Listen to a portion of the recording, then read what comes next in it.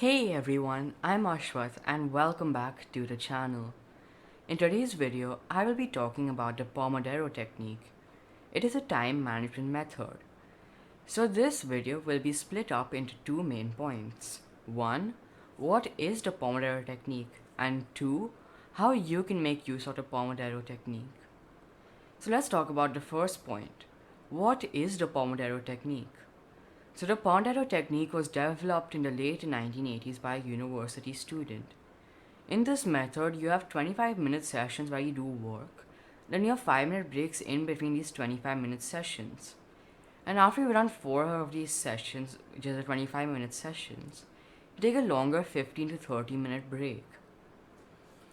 So in this method, there are 5 main steps to start it. 1. You make a to-do list. In this to-do list, you split up the tasks into small tasks which you do in every 25-minute session. 2. You choose which task to begin with and start with your Pomodoro session. Then 3. You take a 5-minute break after you complete that task. 4. You reset with a different task and start again. And 5, which is the final step, after every 4 sessions, you take, you guessed it, a 15 to 30-minute break. The reason for these breaks in between is so that you don't get very stressed or mentally exhausted in between sessions. And also, just in case you get any important notifications, you get those 5 minutes to respond to them. The use of the 25 minutes of work sessions is so that you have a sense of urgency.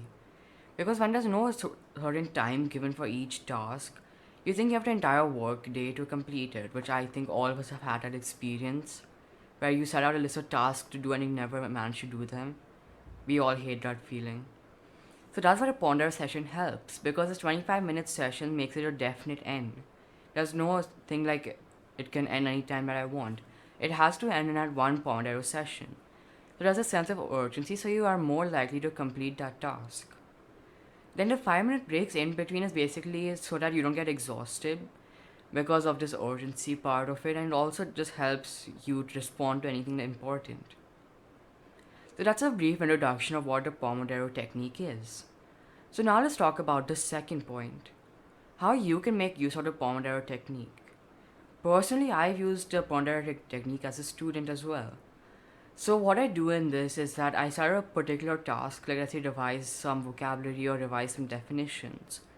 And then I focus that 25 minutes on completing that one thing.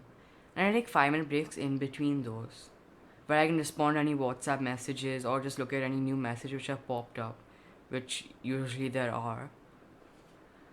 Then also due to this 25-minute session, I've actually seen that I've been more focused on completing all my work, because that sense of urgency makes me more concentrated and also helps me finish the work and be more likely to complete all of my tasks.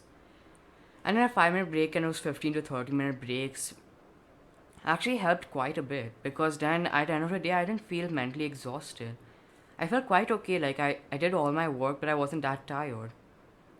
It feels a bit unnatural at first, but you get used to it over time. So I'll just give you one other example. Like let's say that you're writing an essay or something. You could set out a task of writing an introduction, or if you're starting with a fresh essay, you can have like 25 minutes to get the title and 25 minutes for the ideas and 25 minutes for the introduction, etc. and etc. and etc. So that's another example of how you could use it. So one site which I found particularly helpful with the Pomodoro technique is a site called pomofocus.io. It has your own task list built into it, and it also has a timer up top which you can change if you want longer sessions as well. So that's all for this video. I hope you found it to be informational and you also try your experiments with the Pomodoro technique. So up here, right where my face is, you'll see a subscribe icon. Over there you can subscribe to my channel. Then over here, you'll see my latest upload. And over here you'll see a YouTube video that YouTube recommends for you. So once again, thank you for watching and see you in the next one.